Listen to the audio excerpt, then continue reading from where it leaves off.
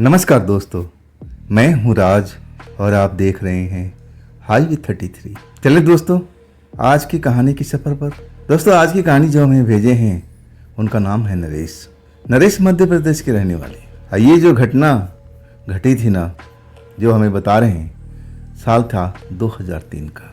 तो आइए देर नहीं करते हैं और चलते हैं आज की कहानी की सफ़र पर, नरेश के ही शब्दों में। दोस्तों, मेरा नाम नरेश है। मैं मध्य प्रदेश का रहने वाला। अब मेरी उम्र लगभग 23-24 साल के आसपास रही होगी। मैं अपने परिवार के साथ में रहता था, पूरा परिवार ही था मेरा। और रोड के दूसरी तरफ में मेरे दोस्त का घर था, जिनका नाम था रोहित। उनका पापा केदार अंकल की जनरल स्टोर की शॉप थी और वो जनरल स्टोर चलाया करते थे। आज जो उनके बाल बच्चे थे ना, केदार अंकल के 2 बेटियां और 1 बेटा।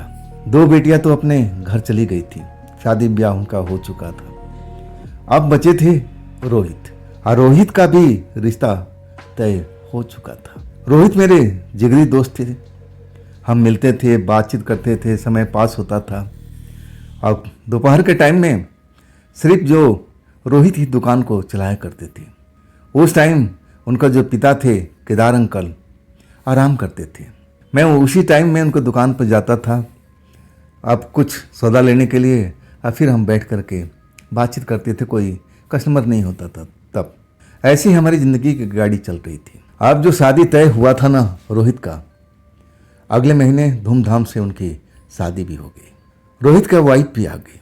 तब तक घर में सब कुछ सही था, कोई दिक्कत कोई परेशानी ऐसा कुछ नहीं था। जो केदार अंकल थे ना, जनरल स्टोर के पीछे उनका कमरा था और अपनी पत्नी के साथ रहते थे। आज जो नरेश थे ना, ऊपर मंजिल का भी बना हुआ था, और उसकी जो सीढ़ियाँ थी ना, बाहर से जाती थी। एक ऐसा भी रास्ता था पीछे से, जो अंदर ही अंदर सीढ़ियाँ बनी हुई थी। हाँ, मैं उस टाइम के घटना के बारे में बता रहा हूँ, जब रोहित की शादी हो गई थी, उनकी वाइफ आ गई थी ना, उनके घर में रात के टाइम बड़े ज़ोर ज़ोर से आवाज़ आती थी। जब मैं आवाज़ सुनता था, क्योंकि मेरा घर तो रोड को दूसरी तरफ में था और मैं भी ग्राउंड फ्लोर पर रहता था, और खिड़की जो थी रोड के सामने ही खुलती थी, यानी केदार अंकल के दुकान के बिल्कुल सामने मेरा घर था। जब उनके घर से जब शोरगुल चिल्लाहट की आवाज़ आती थी ना, मैं समझ में नहीं आता था कि आखिर नई बहुरिया आई है, ऐसा हो क्या रहा है। लेकिन रात का वक्त होता था, मैं जा नहीं पाता था। सुबह मैं किसी बहाने से जाता था दुकान पर, केदार अंकल से पूछता था कि रोहित कहाँ है, तब वो बोलते थे कि अभी तक सो रहा है, वो 9-10 बजे उठता है। अब मैं उस टाइम डिस्टर्ब नहीं करना चाहता था।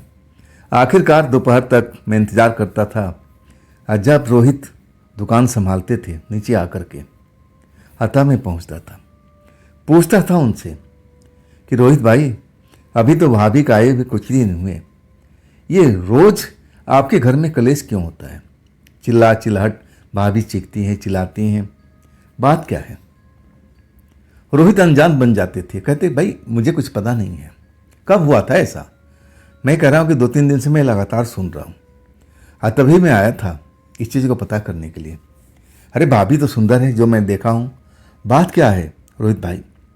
मैं सब कुछ इंक्वायरी करना चाहता था, लेकिन रोहित जो थे ना, कुछ नहीं बता रहे थे। कह रहे थे कि नहीं, अरे हो जाता है कभी कभी घर में क्लेशबाजी, ऐसे कोई बात नहीं है, और बात को टाल दिए। लेकिन कुछ ही दिन के बाद मैंने देखा, आवाज़ तो 1-2 दिन के बाद में चिल्लाहट आती थी, भाभी गुस्सा होती थी, और रोहित का भी आवाज़ सुनाई पड़ता था। शादी के करीब 1 ही महीना हुआ था, तब जो उनकी पत्नी थी, रोहित की पत्नी ना, अपने पिता को बुलाया और चली गई। जो केदार अंकल थे ना, रोकते रह गए कि नहीं जाना नहीं बेटा, लेकिन रोहित की पत्नी मानी नहीं, बहुत गुस्से में थी। अब इसके बाद मैं रोहित से पूछा कि माजरा क्या है। रोहित कुछ बताता नहीं था, घर की बात थी ना, शायद शर्माता था और इसलिए चुप हो गया कि ऐसे कुछ नहीं, अब वो थोड़ा जिद्दी है, जाएगी अपने बाप के घर पर, तब उसका आकर ढीला हो जाएगा। समझ नहीं आया माजरा, लेकिन मैं इतना जरूर समझ गया था कि भाई तो हर घर का क्लेश है, थोड़ा बहुत किसी में ज़्यादा है और थोड़ा बहुत किसी में कम है। अब मुझे इसके बारे में अब विशेष रुचि भी नहीं रही कि ऐसी कोई बात ही नहीं थी। अब तो चली गई थी। हमारा दोस्ताना जो था वैसे ही चल रहा था। दोपहर के टाइम में मैं भी खाली रहता था और जाता था, रोहित से बातचीत करता था। सब कुछ अब ठीक चलने लगा था पहले की तरह। अब वो भाभी नहीं थी तो घर में कोई हंगामा भी नहीं होता था। रातें बड़ा चैन से कटती थी। अब मुझे कोई आवाज़ अब सुनाई नहीं पड़ती थी। इस तरह करते करते 3 महीना बीत चुका था। वो रात मैं कभी भूलता नहीं हूँ। मुझे नींद नहीं आ रही थी। रात का करीब 11 बजा हुआ था। ना जाने उस रात को ऐसा मेरे साथ में क्या हो गया था। अजीब सी घुटन सी महसूस हो रही थी। तब मैंने अपने रोड साइड वाला खिड़की खोल दिया ताकि फ्रेश हवा आए। और उस टाइम हमारे रोड पर ट्रैफिक होता ही नहीं था। रात के टाइम बिल्कुल ख़त्म हो जाता था, तो ऐसा कोई डिस्टर्बेंस होना नहीं था। मैं खुली हवा के चक्कर में खिड़की खोल दिया। जैसे ही खिड़की खोलता हूँ ना, मेरी नज़र सीढ़ियों पर, जो रोहित की सीढ़ियाँ थी ना, जो उनके जनरल स्टोर के बगल से ही ऊपर की तरफ जाती थी, उस सीढ़ियों पर पड़ी। मैं देख रहा हूँ कि एक लड़की दुल्हन की तरह थी, जैसे ही कपड़ा था उसका, और सीढ़ियाँ चढ़ रही है। मेरे आंखों के सामने देखते देखते वो ऊपर चली गई। मेरे मन में यही आया कि भाभी लौट आई है क्या? तो लौट आई है तो अकेले क्यों आ रही है? इनके साथ में रोहित को होना चाहिए था। माजरा क्या है? मैं उस रात तो कुछ समझ नहीं पाया और फिर मैं सो चुका था। मुझे खुशी थी कि चलो भाभी लौट आई है, रोहित का परिवार अब बस चुका है, कोई बात नहीं है, रोहित शायद मान चुका है, अब झगड़ा झंझट नहीं होगा। मैं भी खुश था, मेरा याराना था रोहित से, तो दोस्त की खुशी मेरी खुशी थी। जब मैं दोपहर के टाइम में अब रोहित से मिलने जाता हूँ, अब पूछता हूँ मुस्कुरा करके कि रोहित भाई मुबारक हो, अब तो भाभी लौट आई है ना, अब घर में ज़रा माहौल शांत रखना भाई। रोहित मेरी तरफ आंखें फाड़ फाड़ के देखने लगा। कहने लगा, क्या बोल रहा है नरेश, क्या बोल रहा है तू? मैंने बोला कि जो मैंने देखा है वही बोल रहा हूँ। फिर वो मेरी तरफ घूर घूर के देखने लगा, जैसे मैं उसके सामने कोई मजाक कर रहा हूँ। तब मैं कहा कि ऐसे क्या देख रहे हो भाई? तब वो हंसते हुए कहने लगा, तू आजकल कोई नशा पानी कर रहा है क्या? मैंने बोला, आपको पता है कि मैं नशा पानी नहीं करता हूँ। तब रोहित हंसने लगा, कहने लगा, फिर तो भांग खा रहा होगा, तभी तो तुझे भाभी नजर आई है। अरे उसको गए हुए तेरे सामने तो बात है, तेरे से कोई छुपा तो है नहीं। अभी तक वो लौटी नहीं है, शायद उसका अभी घमंड टूटा नहीं है। मैं एकदम सन्न रह गया। मेरी आंखों के सामने की बात थी। वो रात में कभी भूल ही नहीं सकता, जब वैसे ही कपड़ा में भाभी मुझे नजर आई थी सीढ़ियाँ चढ़ते हुए। मैं कैसे भूल सकता हूँ? मैं कसम खा के कहने लगा कि देखो, मुझे पागल तो मत बनाओ रोहित भाई, मैं अपने आंखों से देखा हूँ, वैसे ही कपड़ा लत्ता पहने हुए, और भाभी ही थी जहाँ तक मैं देखा था, और आपके सीढ़ियाँ चढ़ती हुई ऊपर चली गई थी। अगर भाभी नहीं होती तो आपकी सीढ़ियाँ क्यों चढ़ती, आपके कमरे की तरफ, आपके घर के अंदर क्यों जाती? तुम ही बताओ। इस बार रोहित चौंका था। कह रहा है, कब की बात है? मैंने रात की बात है। नहीं, ऐसा नहीं हो सकता। मैंने कहा कि ऐसा ही है, मैंने अपनी आंखों से देखा है। फिर वो बात को गोल कर गया कि तुझे तो बस आलतू फालतू की चीज़ें समझ में आती है। अरे ऐसा हुआ नहीं तो मैं कैसे हाँ बोल दूँ? तेरी भाभी लौटी नहीं है। लेकिन मुझे विश्वास नहीं हो रहा था। मुझे लग रहा कि अभी रोहित मेरे साथ में मजाक कर रहा है। और उसी वक्त केदार अंकल आ गए थे। तब मैं केदार अंकल से पूछ लिया कि क्या भाभी आ गई हैं क्या? तब केदार अंकल रोहित को देखते रहे, कहने लगे, वो तो आने को तैयार है, ये अब लेके आए तब ना, समझाओ ना इसको। तब मुझे माजरा समझ में आ गया कि मतलब भाभी आई नहीं है। तो ये भाभी नहीं थी, और कौन थी जो रात को वैसे ही दुल्हनवानी लिबास में कपड़ा पहन करके सीढ़ियाँ चढ़ रही थी? कौन हो सकती है ये? मुझे समझ में नहीं आ रहा था। अब मेरी आंखों देखी थी, मैं किसी कहा सुना ऐसे कोई बात नहीं करता था, हवा में बात नहीं करता था। जब मैं अपनी आंखों से देखा था तब मैं इतना समझ पाया था। आखिर वो कौन थी मैं समझ नहीं पाया। मुझे लगा कि मेरे दिमाग का भ्रम तो नहीं है, लेकिन नहीं, ऐसा नहीं, ऐसा मेरे दिमाग में कोई भ्रम होता नहीं। खैर बात खत्म हो गई थी, मैं भी मान लिया कि नहीं आएगी, लेकिन मैं उस बात को भूला नहीं। अगले अब जो रात आई ना, वैसे ही हवा के लिए मैं खिड़की खोल कर रखा था और रात को करीब वही समय हो रहा था। अब मैं एक नींद सो लिया था। अब मैं बाथरूम जा कर के अब वापस आया था और अपने बेड पर सोने जा रहा था। खिड़की खुली हुई थी, टाइम वही हो रहा था, 11 बजे के आसपास का टाइम था। तभी वैसे ही जैसे भाभी कपड़ा पहनती थी ना, वैसे ही कपड़ा पहने हुए रोड साइड से कोई जा रही थी। और वो इधर उधर देखी जैसे कोई देख रहा है कि नहीं देख रहा है। जब उसको तसल्ली हो जाता है तब वो उसी सीढ़ियाँ चढ़ जाती है। मेरा दिल धक धक करने लगा। मैं डर गया कि आखिर ये भाभी नहीं तो कौन है भाई। मुझे बड़ा हैरानी होने लगी कि रोहित के किसी के साथ में चक्कर तो नहीं चल रहा है। जरूर ऐसा ही हो रहा है, रोहित के साथ जरूर कोई चक्कर चल रहा है। भाभी को नहीं लेके आ रहा है और पराई लड़की के साथ में रातें व्यतीत कर रहा है। ये सही बात नहीं है। सुबह होने दो, मैं उससे बात करूंगा। इसके बाद मैं सो गया था। सुबह जब मैं बाहर निकलता हूँ किसी काम से तो रोहित मिल जाता है। मैं रोहित को रोकता हूँ, अब पूछता हूँ कि भाई ये चल क्या रहा है। तब रोहित कहता है कि बात क्या है, बात तो बता। फिर मैं वही बात बताता हूँ, दोहराता हूँ। तब रोहित नाराज हो जाता है, कहता कि नहीं, तेरे आंखों का भरम है। ऐसी कोई बात होती तो मैं तुझसे कोई बात छिपाता हूँ? नहीं, ऐसा मैं इंसान नहीं हूँ।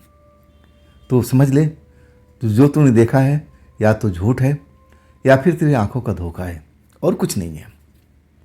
वाकई में मैं समझ नहीं पाया था कि आखिर ये माजरा क्या चल रहा है। रोहित मना कर रहा है और लड़की में दूसरी रात भी देखा, वैसे ही लिबास में, वैसे ही कपड़े में। चक्कर क्या है, चलो आज देखता हूँ। रात के करीब 10 बजे से मैं तैयार बैठा था। आज मैं इसको देखता हूँ और देखने की कोशिश करता हूँ कि आखिर ये है कौन। 11 बज गया ना, खिड़की खुला हुआ था और मैं रोड पर नजरें लगाए हुए था। अचानक वही लड़की मुझे आती हुई दिखी। चेहरा नजर नहीं आ रहा था, चेहरा का ढका हुआ था, कपड़ा लत्ता वही दुल्हन वाली था। और सीधा सीढ़ियों के पास में आके रुकी और इधर उधर देखा और फिर सीढ़ियाँ चढ़ना शुरू कर दिया। इस बात मैं बिल्कुल तैयार था, लेकिन मामला दूसरे घर का था। मेरे में इतनी हिम्मत नहीं थी कि रात के टाइम रोहित की सीढ़ियाँ चढ़ूँ, मैं जाकर दरवाजे खटखटाऊँ। मुझे क्या पड़ी है, लेकिन मैं जानना चाहता था। मेरे दोस्त का बात था और दोस्त मुझे मना करता था। तब मैं बाहर निकलता हूँ। जब मैं अपने घर से बाहर निकलता हूँ ना, तब तक रोड बिल्कुल खाली हो चुका था। वो जो लड़की थी सीढ़ियों चढ़ के ऊपर जा चुकी थी। मैं उस सीढ़ियों के पास जाके खड़ा हो गया, देखने की कोशिश करने लगा, लेकिन अंधेरे के अलावा और कुछ नहीं दिख रहा था। मैं इंतज़ार करने लगा। कुछ देर में इंतज़ार किया और तब मुझे लगा कि नहीं, इंतज़ार करना यहाँ ठीक नहीं है। चलो अपने घर पर चलते हैं, अपनी खिड़की पर खड़े हो जाएंगे और नज़र लगा कर रखेंगे। सामने आमने का मामला है। अब मैं वही करता हूँ, अपने घर में लौट आता हूँ, खिड़की पर निगाहें दौड़ा कर रखता हूँ। आधा घंटा बीतता है, 1 घंटा बीतता है, 2 घंटा बीतता है। 2.5 घंटे के बाद में वही लड़की निकलती है, उसी स्टाइल में, वही कपड़ा, सब कुछ, चेहरा ढका हुआ। अब मैं जब देखता हूँ ना, तो कद काठी तो भाभी जैसी थी। मुझे लगा कि इसका पीछा करना चाहिए। ये कहाँ जा रही है, कहाँ से आ रही है, मुझे इसके बारे में पता लगाना चाहिए। अब वही मैं करता हूँ। अब मैं बाहर निकलता हूँ और तब तक वो लड़की सीढ़ियाँ उतर करके और रोड पर जिधर से आती थी उसी साइड में अब जाने लगी थी। मैं भी रोड पर निकल चुका था और उसका मैं दूरी से पीछा करने लगा। वो मुझे जाती हुई दिख रही थी और आगे बढ़ती जा रही थी। जब हमारी कॉलोनी ख़त्म हो गया ना, तब मैं हैरान रह गया। मैं तो समझा था कि हमारी कॉलोनी की ही लड़की होगी, किसी घर की। कॉलोनी ख़त्म हो चुका था, अब बाहरी इलाका आ चुका था। हाँ, अभी भी वो जाती हुई दिख रही थी। आसमान में चांद नहीं होता ना, तो मैं उसको स्पष्ट देख नहीं पाता। अब बिना मुड़े तुड़े वो लगातार अब कदम उसके बढ़ रहे थे आगे की तरफ में। बस्ती कभी का पीछे छूट चुकी थी, अब खुले इलाके में आ चुकी थी। मेरा जो हौसला था ना, अब पस्त होने लगा था। मुझे लगा कि नहीं, अब आगे नहीं जाना चाहिए। ये ना जाने कहाँ जा रही है भाई। बस्ती कभी का पीछे रह गया, खुले इलाके में आ चुकी है। ना जाने ये कौन सी बस्ती के भाई। अब इसके आगे तो बहुत दूरी पर एक बस्ती थी, तो क्या उस बस्ती से आती है? क्या रोहित का टाका उस बस्ती वाली लड़की से लगा हुआ है? मैं थोड़ा अब जोश में आ गया था कि नहीं, रोहित मुझे रोज झूठा बना देता है। आज इस लड़की की सच्चाई जाननी ही होगी। तब मैं सुबह में रोहित से बात करूंगा। वही मैं करता हूँ जोश जोश में। अब उस लड़की के पीछे लग जाता हूँ। लड़की चलती जाती है और ऐसी जगह पहुंच जाती है ना, जहां दिन में भी अकेले जाने में मैं डरता था। लेकिन ऐसा जोश था, जुनून सवार था। शमशान का इलाका आ गया था, शमशान था वहां पर। और वो शमशान के सामने आकर रुकी, जैसे मेरा इंतजार करने लगी, जैसे उसको आभास हो चुका था कि मैं उसका पीछा कर रहा हूं। मामला बहुत नज़दीकी था। जब मैं उसको रुके हुए देखता हूं ना, तो मैं भी रुक जाता हूं।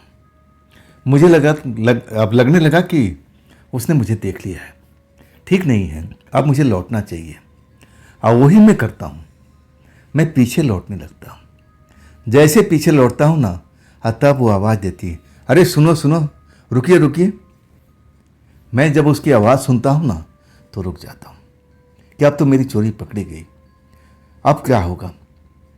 तब तक वो लड़की मेरे पास में आ जाती है और छोड़ते ही कहती है कि तुम मेरा पीछा क्यों कर रहे थे। मेरे पास से इसका कोई जवाब नहीं था। हाँ, मैं उसका चेहरा अभी तक स्पष्ट देख नहीं पाया था, लेकिन कद काठी देख करके मेरी भाभी का हुलिया लग रहा था। रोहित के पत्नी की तरह बिल्कुल वैसे ही कद काठी थी, पहनावा भी वही था, चेहरा ढकी हुई थी। अब छूटते उसने बोल दिया कि तुम मेरा पीछा क्यों कर रहे हो। मेरे पास में इसका जवाब नहीं था। तब मैं बोला कि नहीं, मैं आपका पीछा नहीं कर रहा था, मैं तो इसी रास्ते पर जा रहा था। तब वो गुस्सा दिखाने लगी और कहने लगी कि नहीं, मैं देख रही हूँ कि तुम मेरे पीछे लगे हुए काफ़ी देर से।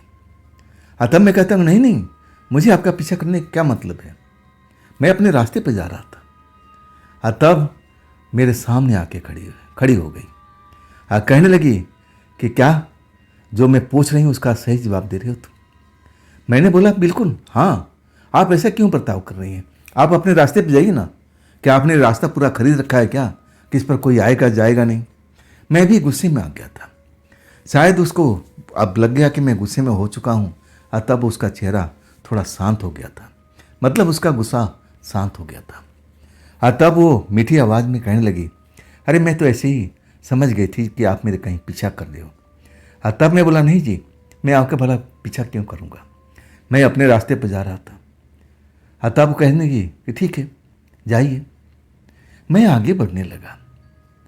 मुझे तो अब पीछे लौटना चाहिए था, लेकिन मैं पीछे नहीं लौट रहा था, मैं आगे बढ़ रहा था।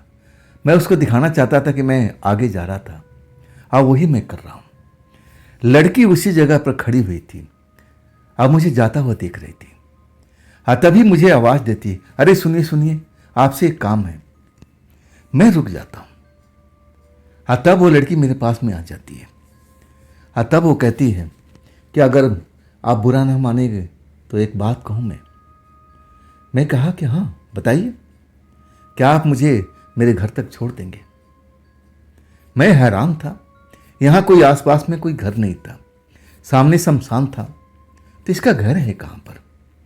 क्या जिधर मैं जा रहा था, जिस बस्ती आगे मैं अब आती थी, क्या उसी बस्ती की थी। मैंने बोला कि ठीक है, जब आप कहती हैं तो मैं आपको घर तक छोड़ देता हूँ, चलिए। चलना किधर है। वो शमशान के साइड में मुड़ गई। जब शमशान में अब रास्ता वो पकड़ लिया, तब मैं रुक गया। अरे इधर तो शमशान है, आप इधर क्यों जा रही हो? तब वो कहती है कि शमशान के पीछे ही मेरा घर है। जैसे मेरा होश उड़ चुका था, अब मैं एकदम डर गया था। मैं कहने लगा शमशान के पीछे घर, मैंने तो आज तक सुना नहीं। तब वो कहने लगी कि अभी कुछ ही दिन पहले, अब 4-5 महीना हो गया, तब हमारे परिवार ने यहाँ घर बना लिया है। खेत भी है ना, तो खेत की रखवाली भी होती है और फिर हमारा घर भी बन चुका। हम अगले गांव के रहने वाले, लेकिन घर में हमारी दिक्कत हो गई, फैमिली बड़ा हो गया था ना। तब हमारे पिता ने फैसला किया कि चलो अपना खेत है और वहीं घर बनाते हैं। अब खेत की रखवाली भी होती रहेगी और हम लोग आराम से रहेंगे। तब हम यहाँ आ चुके हैं। लड़की ने इस तरह से मुझे समझाया ना कि मुझे बिल्कुल लगा कि सच बोल रही है। तब मैं कहा कि ठीक है, चलिए, आप डर किससे रही हैं? तब वो कहने लगी कि मैं शमशान से डर रही थी। अब मैं पूछने लगा कि जब रात को आप जाती हैं तब आपको डर नहीं लगता? लेकिन ये सब पूछा नहीं, उचित मौका नहीं था। मैं उचित मौके की तलाश में था। मैं कहने लगा ठीक है, डर तो मुझे भी लगता है शमशान से, तो क्या हम दूसरी एक और रास्ता था जो पीछे के साइड में जाता था, तब हम क्या पीछे के रास्ते से चले? तब वो कहने लगे नहीं, ये तो रास्ता लंबा पड़ता है, हम इसी रास्ते से चलते हैं। और मैं उसको लेकर के, वो आगे आगे मैं पीछे पीछे, और बिल्कुल शमशान से सटा हुआ रास्ता जा रहा था। और जब हम दूसरी साइड पहुंचते हैं ना, तो वाकई में मैं एक वहाँ पर घर देखता हूँ। अब मैं जब घर देखता हूँ तो विश्वास हो जाता है कि एक लड़की सच बोल रही है। उस घर के दरवाजे पर पहुँच जाते हैं। वो घर अंधेरे में डूबा हुआ था। अगर चांद की रोशनी नहीं होती तो कुछ समझ में नहीं आता कि वहाँ घर है कि नहीं है। तब वो दरवाज़ा खटखटाती है, दरवाज़ा खुलता है और लड़की अंदर चली जाती है और फिर बाहर आती है और कहती है आपका बहुत बहुत शुक्रिया कि आपने मुझे इस जगह तक छोड़ दिया। मैं बहुत कुछ पूछना चाहता था, लेकिन वो पूछने का मौका तक नहीं दिया और ना मुझे कहा कि आप अंदर आ जाओ, कम से कम 1 गिलास पानी भी पी लो, ऐसा भी कुछ नहीं कहा। दरवाज़ा बंद हो चुका था। अब मैं दरवाजे के बाहर। अब जो डर था ना, शमशान वाली डर मुझे सताने लगा था। जब तक वो लड़की थी तब तक तो मैं ठीक था, लेकिन वो अपने घर में चली गई ना तो मुझे डर लगने लगा। फिर मैं एक लंबा वाला रास्ता जो मैं आना चाहता था वो पकड़ा और तब जाकर के डरते हुए अपने घर पहुंचा। आज भी मेरा अभियान सफल नहीं हो पाया था, लेकिन मैं इतना जान चुका था, इतना उसका घर देख चुका था कि लड़की यहाँ की रहने वाली है। इतना तो मैं पता कर चुका था, लेकिन उससे कोई इस विषय में बातचीत नहीं हुई थी कि तुम रोहित के घर में क्यों जाती हो, क्या रोहित से तुम्हारा याराना है, तुम उनसे रात में जाके मिलती हो। मैंने सोचा कि आज मैं ज़रूर इसका इंतज़ार करूँगा और जब ये जाएगी ना तब मैं इसका रास्ता रोक करके खड़ा हो जाऊँगा। अब पूरी जो जिज्ञासा है उसको शांत करूँगा। अब वही करता हूँ। मैं घर आकर के सो जाता हूँ, नींद भी अच्छी लग जाती है। सुबह उठता हूँ, किसी काम से बाहर जाता हूँ, रोहित की तलाशता रहता हूँ, लेकिन रोहित दिखाई नहीं देता। तब मैं केदार अंकल के पास में जाता हूँ। अब पूछता हूँ कि रोहित कहाँ है। अब कह रहा था कि ऊपर ही सो रहा है, बेटा जाओ उसको जगा भी दे, अब चाय नाश्ता भी कर लेगा। तब मैं जाता हूँ सीढ़ियाँ चढ़ करके, दरवाज़ा पीटता हूँ और तब जाके दरवाज़ा खुलता है। अभी भी उसकी आंखें लाल दिखाई दे रही थी, मतलब उसका नींद पूरा नहीं हुआ है। मुझे बिठाता है कि आजा अंदर आजा, मैं अभी तैयार हो रहा हूँ, फ्रेश हो रहा हूँ। मैं इंतज़ार करने लगता हूँ। अब एक कुर्सी पर बैठ जाता हूँ और फ्रेश होकर के आता है। तभी मैं देख रहा हूँ उसकी आंखें अभी भी गुलाबी रंग की है, मतलब ये नींद सही ढंग से ले नहीं रहा है। तब कहता है कि कैसे आना हुआ मेरा नाम लेकर, नरेश, कैसे आना हुआ नरेश। मैं कहता बस ऐसे ही आ गया था, कुछ देर से बात करनी है, अगर उचित समय है तो मैं पूछूं तुझसे। तब वो कहने लगा हाँ हाँ पूछ, लेकिन देख उस लड़की के जिक्र मत करना जो तू मुझे पूछ करके पकाता रहता है। अरे भाई मेरी कोई लड़की से जान पहचान नहीं है, मैं ना ऐसा लड़का हूँ, तू तो मुझे जानता है। अब मेरे पास में और कोई सवाल तो था ही नहीं। अब इधर उधर की बातें करने लगा। तब मैं कहा कि अंकल नीचे बुला रहे हैं, चल जाके मिल ले। सवाल मेरा वैसे कैसे खड़ा रह गया। उसने बोलने का मौका ही नहीं दिया। अब चुप ही रह गया। अब चुप ही रहना उचित समझा। मुझे लगा कि बस एक बार इनको रंगे हाथ पकड़ लूं। अब ऐसे ही मैं सोचने लगा कि कब कैसे क्या होगा, प्लान बनाने लगा। रात जब हुई ना, खिड़की खुली हुई थी। अब मैं उस लड़की का इंतजार कर रहा था। समय मुझे पता ही था, रात के 11 बजे के आसपास वो लड़की उसी साइड से आती थी। मैं अपने आंखें बिछाए हुए था उस रोड पर। मैं बिल्कुल देख रहा था। रात के 11 से ऊपर का टाइम हो गया ना, तब वो लड़की उधर से आती हुई दिखाई दी। मैं इंतजार करने लगा। सीढ़ियाँ चढ़ी, इसके बाद ऊपर दनादन चली गई। इसके बाद जब मैं देख लिया कि हाँ वो लड़की ऊपर चली गई है, मैं इंतजार करने लगा कि उतरने दो। तब मैं इसका फिर पीछा करता हूँ या फिर रास्ते में रोक लूँगा। अभी मन में जिज्ञासा भरी हुई है कि मैं कैसे इसको रोकूं, क्या पूछूंगा। चलो अब इससे जान पहचान तो हो गई है। आज मैं थोड़ी दूर पे चल करके इस घर से आगे एक सुनसान एरिया था, वहाँ पर मैं इसको रोकूंगा और फिर पूछूंगा कि तुम मेरे फ्रेंड के पास में क्यों जाती हो। और वही होता है, मैं रात भर जागता रह जाता हूँ। 2:30 बजे के आसपास वो लड़की उतरती है। अब फिर जल्दी जल्दी आगे की तरफ बढ़ने लगती है। और वही मौका था, मैं दौड़ते हुए उस लड़की के अब आगे निकल जाता हूँ। जा करके उसी जगह पर, सुनसान जगह पर मैं रास्ता रोक देता हूँ। और तब वो लड़की मुझे देख करके गुस्सा नहीं हुई, बिल्कुल शांत खड़ी रही।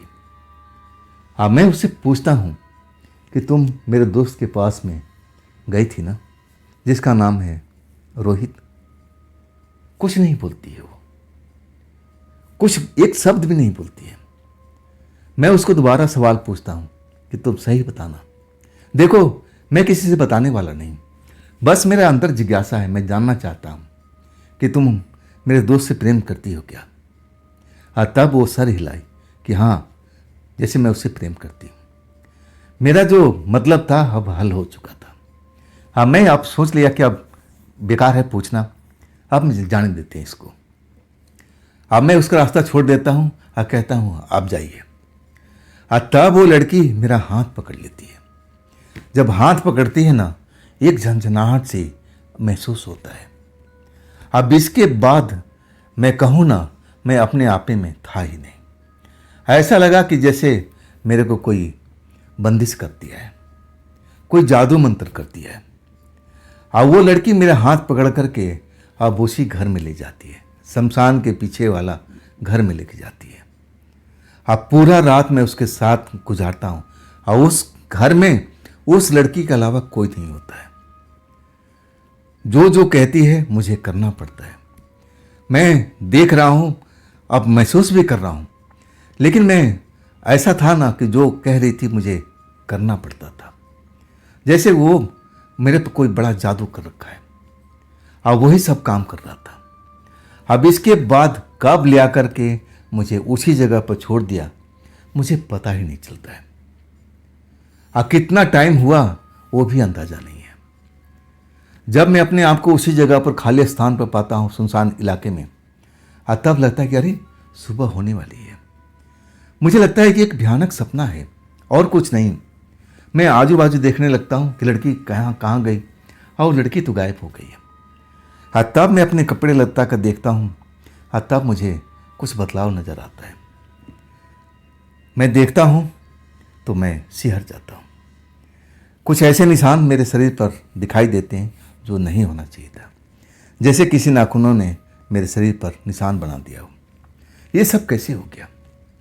धीरे धीरे वो बातें मुझे उस घर की सब याद आने लगती है कि वो लड़की जब मेरा हाथ पकड़ी थी ना, तब मेरे शरीर में एक करंट सा महसूस हुआ था। इसके बाद मैं उसका आदेश मानने पर विवश हो गया था।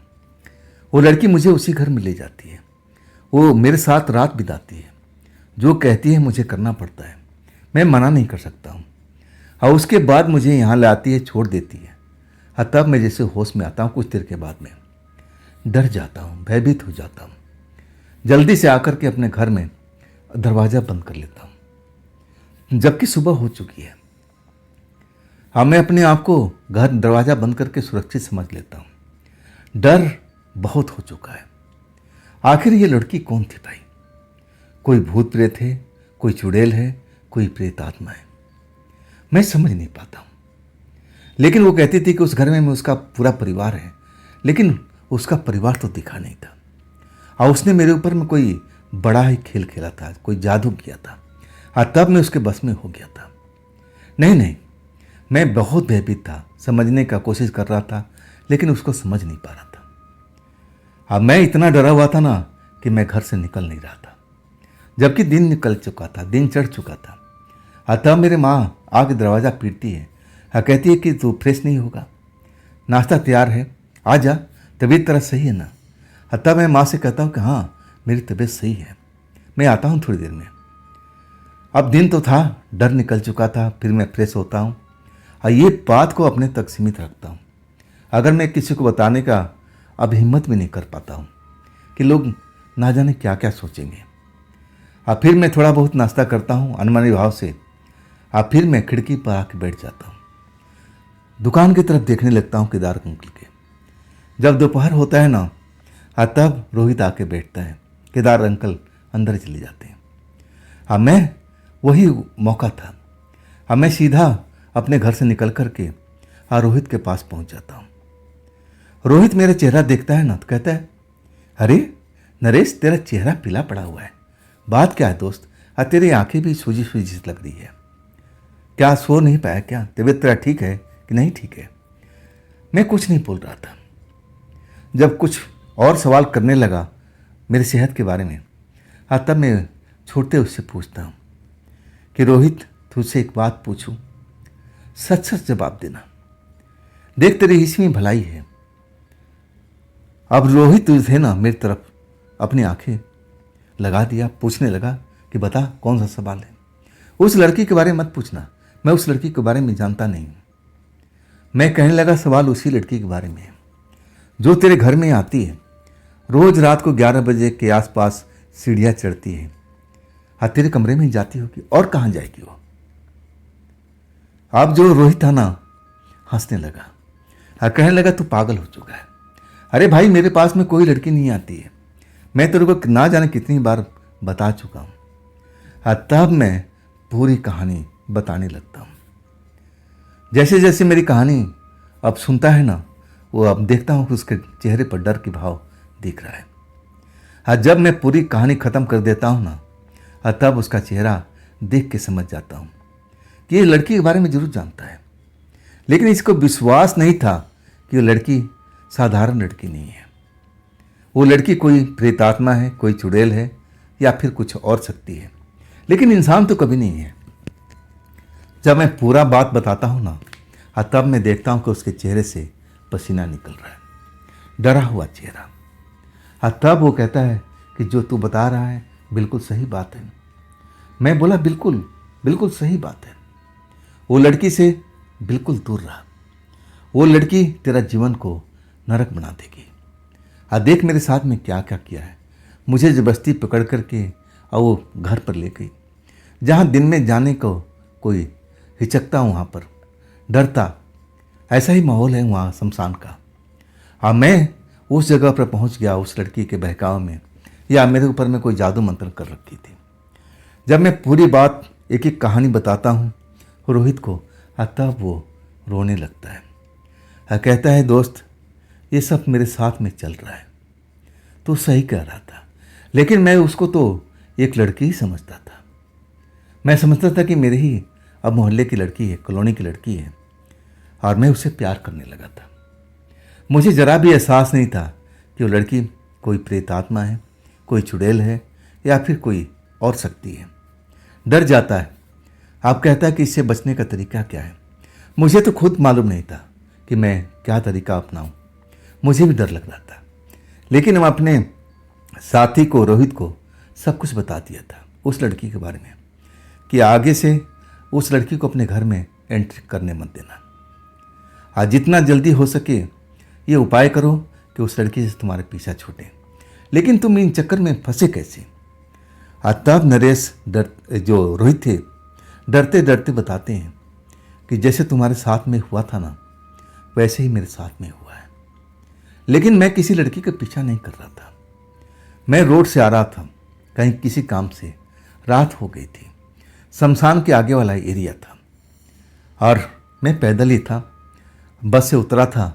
अब वहाँ से 1 किलोमीटर तुम्हें पता ही है कि हमारा घर है। अब मैं सोचा कि अब पैदल चल पड़ते हैं। जब शमशान पार कर लिया ना, शमशान तक तो मुझे डर लग रहा था। जब मैं शमशान पार कर लिया ना तो मुझे लगा कि मैं सुरक्षित अब निकल चुका हूँ। लेकिन एक लड़की मुझे आगे चलते हुए नजर आती है। हाँ, मैं उससे पूछता हूँ कि इतनी रात को आप कहाँ जा रही हो? देखने में सुंदर थी। हाँ, मैं उसे दिल लगा बैठता हूँ। अब उसे मेरी दोस्ती हो जाती है। हाँ, मैं उसको अपना घर भी दिखाता हूँ कि ये मेरा घर है। जब भी मिलने का मन करे और तुम आ जाया करो। लेकिन रात के टाइम में 11 बजे के आसपास मेरे परिवार के लोग सो जाते हैं। अतः मैं अपने घर में अकेला हूँ और मेरी पत्नी मैके गई हुई है। मेरी गलती थी कहकर रोने लगता है। तब मुझे समझ में आता है कि रोहित खुद उस लड़की को अपने घर में लेके आया। लड़की नहीं आई, उसको बुलाया गया है और लड़की तो अपना काम कर रही थी। वाकई में बहुत ही डर लग रहा था मुझे कि अब मेरा क्या होगा। वो लड़की तो मुझे भी अपना शिकार बना चुकी थी, रोहित को भी बना चुकी थी। अभी उसका खेल खत्म नहीं हुआ था। अब क्या होगा, अब क्या होगा? आखिरकार जब शाम होने लगी ना, हम दोनों दोस्त इकट्ठा एक जगह बैठे हुए थे। अब मैं कह रहा था कि देख, ये काम करते हैं, हम किसी को भी बता भी नहीं सकते, आस पड़ोस में ना परिवार में, तो चल ना मंदिर पे चलते हैं बजरंग बली के। वहाँ चलकर पुजारी जी से पूछते हैं कि उस लड़की से बचने का कोई उपाय है तो बताइए। अब रोहित मेरा कहना मानता है। अब फिर हम बजरंग बली के मंदिर में चले जाते हैं। आरती हो रही थी।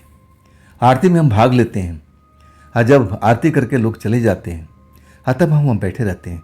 पुजारी जी आते हैं और कहते हैं बेटा अब आरती तो ख़त्म हो गई है, कोई विशेष बात है तो बताओ। तब मैं डरते डरते पूरा बात बताता हूँ और वही बात मेरा साथी भी बताता है। तब पंडित जी को लगता है कि मामला थोड़ा गंभीर है। हमें मंदिर के अंदर बुलाते हैं, भगवान की मूर्ति के आगे बैठाते हैं और फिर कुछ तंत्र मंत्र करते हैं और कहते हैं कि बेटा अब डरो मत, तुम भगवान की शरण में हो। कुछ गंगा जल जैसा पदार्थ भी देते हैं कि इसको पी लो और देखो बेटा ये गलती कभी दोहराना मत। वो लड़की तुम्हें बुलाए भी ना, तुम्हें उसके पीछे नहीं जाना है और वो आएगी, तुम्हें आवाज़ लगाएगी, तुम्हें भी और तुम्हें भी। लेकिन तुम उसके पीछे पड़ गए ना दोबारा से तो मैं कुछ नहीं कर पाऊंगा। सोच लेना, समझ लेना। और फिर हम डर चुके थे दोनों के दोनों। अब हम उस लड़की से पूरा बचने का प्लान बना लिया था। अब वही होता है, रोहित अपने कमरे में, मैं अपने खिड़की वगैरह बंद करके आराम से, जबकि मैं खिड़की खोल के सोता था, अब मैं खिड़की वगैरह बंद करके आराम से सो गया था। लेकिन नींद नहीं आ रही थी। 11 बज चुका था। डर था कि कहीं लड़की आकर के हमारा भी खिड़की कहीं खटखटाने लगे, तब क्या होगा। बहुत खौफ में था और उसमें एक झिरी थी खिड़की में, कभी कभी झांक कर देखता था। जब 11 बज गया ना तब मैं देखता हूँ कि वो लड़की उस जगह पर आ चुकी है जिधर रोहित का सीढ़ी था, ऊपर जाने का रास्ता था, और वो सीढ़ी भी चढ़ गई। लेकिन कुछ ही देर के बाद में अब उतर के आती है और उधर से मेरी खिड़की की तरफ देखती है। अब वो उसका कदम मेरी तरफ बढ़ रहा है। मैं तो डर चुका था। वो खिड़की पर आकर के और खटखट खट करती है, मेरा नाम लेके पुकारती है, नरेश नरेश मैं आ गई, मैं आ गई, आओ ना, चलते हैं ना, बाहर चलते हैं, देखो बाहर का नज़ारा कितना बढ़िया है, चांद की रोशनी है, कितना मोहक दृश्य है, आओ ना, आओ ना। मीठी मीठी बातों में फुसलाने की कोशिश करती है और जितना बोलती है ना मैं उतना डर जाता हूँ। मुझे खौफ इतना हो चुका था, मैं अपने पलंग से नीचे अब जा करके अंदर छिप गया था। बदन कांप रहा था जैसे जाड़े को बुखार आ गया। लेकिन जब कुछ देर के बाद में लगा कि मैं नहीं आ रहा हूँ ना, अब फिर शायद वो रोहित के सीढ़ियों पर जाती है। और रोहित भी ऐसा करता है, दरवाज़ा खोलता नहीं है, अंदर आने को अनुमति नहीं देता है। हमारे पास में अब पावर थी, बजरंग बली की पावर थी, हमारे पास वो ज़बरदस्ती तो आ नहीं सकती थी। अगर उस रात मैं निकल जाता, उसके साथ चला जाता, तो शायद मेरी आखिरी रात होती। वैसे ही रोहित के साथ में होता है। रोहित भी डरा हुआ था रात भर और दरवाज़ा खोलता नहीं है। लड़की उससे मिन्नतें करती कि मैं तुमसे प्यार करती हूँ, आओ चलते हैं, दरवाज़ा खोल दो, मुझे अंदर आना है, और नहीं तो आओ हम बाहर निकलते हैं। रोहित डरे हुए हालात में कोई जवाब नहीं देते। आखिरकार लड़की कभी मेरी खिड़की पर आती है और कभी रोहित की सीढ़ियाँ चढ़कर ऊपर जाती है। ऐसे ही पूरा रात करती है। जब सुबह हो जाता है ना 3 साढ़े 3 का वक्त में, तब वो लड़की लौट जाती है। तब उसको लगता है कि ये लोग समझ चुके हैं कि मैं कोई प्रेत आत्मा हूँ या फिर चुड़ैल हूँ। जब सुबह हो जाती है ना, तब हम डर से बाहर होते हैं। चेहरा डर से पीला पड़ा हुआ है। मेरी माँ अब मेरा चेहरा देख करके समझ जाती है और कहती है बेटा तबीयत खराब है क्या? तब मैं कहता हूँ नहीं माँ, बस ऐसे ही नींद नहीं आई, बस रात भर जागता रह गया। तब माँ पूछने लगी कि बात क्या है बेटा, लेकिन मैं सारी बात छिपा गया, कोई ना कोई बहाना बना दिया। अब मैं रोहित से मिलने जाता हूँ। रोहित का भी वही हाल था। और रोहित कहता है कि भाई वो तो कई बार आ चुकी, दरवाज़ा खटखटाती थी और मिन्नतें करती थी कि रोहित दरवाज़ा खोलो, मुझे अंदर आने दो, या तो फिर मेरे साथ में चलो। लेकिन मैं भाई जो पुरोहित जी बता रहे थे, पंडित जी बता रहे थे, मैंने वैसे ही किया, मैंने दरवाज़ा नहीं खोला। हाँ, ऐसे ही हमारे साथ में हफ्ता दिन तक चलता रहा। हफ्ता दिन के बाद में जब उसको लग गया कि हम उसकी औकात को जान चुके हैं, अब हम उसके चंगुल में नहीं फंसने वाले, तब उसने हमारा पीछा छोड़ दिया था। लेकिन हम लोग डरे हुए थे 3-4 महीने तक, और मंदिर जाते थे, जो भी बात होती थी पंडित जी को बताते थे। अब पंडित जी हमें कहते हैं कि तुम लोग बहुत अच्छा काम कर रहे हो, उससे डरना मत, और ना दरवाज़ा खोलना और ना तुम खिड़की खोलना, और उसके बहकाव में बिल्कुल मत आना, कहीं उसके साथ चल मत देना, देख लेना वो अपने आप चली जाएगी। अब वही हुआ। उसके बाद उसने हमारा पीछा छोड़ दिया। हाँ, तब मुझे पता चला कि उसी लड़की के चक्कर में जो रोहित थे ना, भाभी से यानी अपनी पत्नी से एक तरह से अब झगड़ा वगड़ा करते थे। जब पूरा खेल समझ में आ गया रोहित को, तो जा कर के अपनी पत्नी को ले आते हैं। अब मुझे देख करके बड़ा खुशी होती है कि चलो इनका घर परिवार बस चुका था। लेकिन वो खौफ मेरे दिमाग में कभी कभी आ जाती है। मैं उस खौफ को भूलता नहीं। उस रात वाला कैसे मेरे खिड़की पर आ करके और नॉक कर रही थी, फुसफुसा के बोल रही थी कि नरेश मैं तुमसे बहुत प्यार करती हूँ। शायद वैसे ही जा कर के रोहित को बोलती होगी कि रोहित मैं तुमसे बहुत प्यार करती हूँ। अगर उस रात मैं खिड़की खोल देता या फिर रोहित दरवाज़ा खोल देता, तो हम लोग शायद बचते भी नहीं। वो जान चुकी थी और हमें मार के ही दम लेती। तो दोस्तों, ये थी आज की कहानी नरेश जी की भेजी हुई। ये कहानी आपको कैसी लगी कमेंट में ज़रूर बताइएगा। अगर आपके पास भी ऐसी कोई घटना है जो आप मुझे बताना चाहते हो, तो आप मुझे इंस्टाग्राम, मेरे व्हाट्सएप नंबर, मेरी मेल आईडी पर अपनी घटना का आप मुझे शेयर कर सकते। और दोस्तों, ये भी चैनल आप ही का है, तो इसको भी अपना प्यार दीजिए, लाइक कीजिए, सब्सक्राइब कीजिए, अपने दोस्तों को शेयर कीजिए। और फिर हम मिलते हैं कल की रात इसी चैनल पर, इसी टाइम पर। आप लोग अपना ख्याल रखिएगा। नमस्कार।